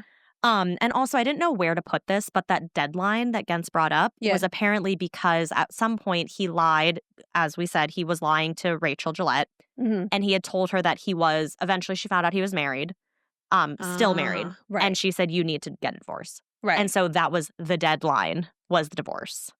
Oh. Mm-hmm. So there's really a lot leaning against him for motive to kill his wife. Uh-huh. So a lot of motive here. Yeah. All in all, the trial, which took more than 2 months, featured 74 witnesses to include his mistress, his 2 children, other family members. I can't imagine. I know. And we don't go into anything with the children. So it makes me also think maybe they were minors. Okay. Because there's nothing about them. Like possible. Nothing. And former tenants of his rental properties, and 460 exhibits. So an exhibit in court is any physical, document-based, or digital item formally presented as evidence to support or challenge a legal argument during a court proceeding. And how many were there? 460. That's crazy. So these could include weapons, a contract, a photograph, a video recording. Yeah. All must be relevant, authentic, and accurate to be admitted to the judge to help the jury or judge understand the case and reach a decision. Okay. So 460 of them were approved. Yep, were approved and used in the trial. That's crazy. On December 18th, 2014, Bob Bashara was found guilty of the murder, conspiracy, and solicitation of the 2012 murder of his wife, Jane. Assistant Wayne County Prosecutor Lisa Lindsay said that DNA evidence will show that while Gens did the physical act of killing Jane, he had done it under Bob's direction. Yeah. While his trial was going on, Bob was currently serving another 20-year sentence after he had pled guilty to having tried to get Gens killed. Right. While Bob was in prison, he continued to rack up violations, including hiding and hoarding medication, lying, talking when not permitted, and using vulgar language. It feels kind of like that they were like, we hate you. We're going to charge you with everything. With the vulgar language. Oh, you talked? Nope. You said a bad word? Nope. Yep. In late 2014, a judge found Bob guilty on those 5 counts, including first-degree murder, conspiracy to commit first-degree murder, solicitation of murder, obstruction of justice, and witness intimidation. Damn. Wayne County Circuit Court Judge Vonda Evans dropped a charge of subordinating a perjury during a capital trial, which is when one person corruptly persuades or encourages another to commit perjury, so to lie under oath. Got it. So I think that kind of goes along with the witness intimidation, but this is when you're like threatening someone like you need to lie under oath. Yeah. Then on January 15th, 2015, he was sentenced to life without parole by Judge Vonda Evans. Quote, "You lived in 2 worlds," she told Bob Bashara at a sentencing. "Light, your family, community, and friends, and darkness, where your lies were your truth and your truth was a lie. I have no mercy for you." Ooh. And I think we love her. So she gave a long speech to Bashara before sentencing him. Here are some of my favorites. Okay. All right, so these are all things that she said in her little speech to him. Got it. You are a product of privilege. Your mother loved you, but she did not know how to train you to be a man. There were no boundaries, no expectations. They say an idle mind is the devil's workshop. Well, your main slave, your wife, who bore you 2 beautiful children, was required to work 12-hour days, and after 20 years, were required to return to the workforce to maintain a fantasy life that you were allowed to lead. You were free to sharpen your manipulative skill by being involved in the BDSM lifestyle. BDSM was your arsenal to prey on vulnerable women, and you used it to torture your victims mentally and physically. Her voice gets louder. Master Bob, Jack of manipulation. Your words and demeanor were your scalpel, which you used with experience and precision to take from women. Sex, love, attendance, self-worth. When you were done, they were nothing more than a gutted animal that you used and discarded. Ooh. No one was off limits to you. You were modern-day Trojan horse, a delight on the outside, evil inside. Jane was physically destroyed on January 24th, 2012, but she was mentally and emotionally destroyed by you a long time ago. Damn. You cheated, bringing women to your marital bed while she was away with your children looking for schools for them to attend. Jane's murder symbolized that violence against women in Wayne County will not be tolerated. Damn. And she ended with, I have no mercy for you. Hell yeah. I know. Mic drop. Some people were like, wow, she gave way too much effort to write all of this for like that piece of crap. And I was like, yes. Yeah, but she has some pretty good points. But I bet her points weren't for him. Oh, yeah. I bet it was for other people to hear. Yes. Then, on January 2016, Gentz, the one supposedly hired to kill Jane, claimed that he had committed perjury, pretty much lying in court after taking the oath, under pressure from Grosse Pointe Park Police. He said that Bob was not involved in the murder of his wife. What? And that he had been coached on what to say by the police. And this is the man with a very low IQ and could easily be manipulated. Yes. Got it. He later recanted the affidavit, saying, I never read what I sign. Because he can't. Right. Probably. On August 18th, 2020, Bob Bashara died in prison at the age of 62. Quote, I cannot talk about the cause of death due to HIPAA, but in case you were wondering if it was COVID, I can't say that due to the same privacy law, Chris Gauntz, an MDOC spokesman, said in an email. But I can tell you that there were no positive cases at the prison he was at. Oh, James, so it's not COVID. We believe not. Got it. But we can't say with certainty because of HIPAA. I thought HIPAA no longer... I didn't think it counted like, Once hey, they were are you dead. vaccinated? And I'm like, that violates my HIPAA for you to ask. No, if I go to your doctor and say, hey, are they vaccinated? That is. And I thought when people died, that's what I HIPAA thought doesn't too. apply anymore. But maybe it was something really weird because of COVID, and COVID was a weird time. That's true. Jane's aunt, Barbara Nayert, said that Bob had been on dialysis recently and had liver problems. So throughout his entire trial and time after, Bashara maintained his innocence. Lillian Diallo, Bashara's defense attorney, said, quote, I believe in his mind he thought he had nothing to do with Jane Bashara. Oh. So there you go. That's the case of Jane and Bob Bashara, complete with murder, twists, deception, and BDSM. Because, like, when I do my research to, like, find what I want to talk about, I'll sometimes find lists. And this one, it was like, man, wife died, hired another guy, tried to kill that other guy, BDSM. I was like, yep, this is the story. Yeah. No, I mean, it's a great story. You did a great job telling it. Thank you. Apparently, I've heard other stories about slave masters. See, I feel like it's not an uncommon thing. I guess not. But also, if you are consenting, do what you want to do. It's your life. Again, we're not here to yuck your yum. But when you do it when it's no longer consenting, that's when it's bad. When you're doing it for both people to have pleasure, fine.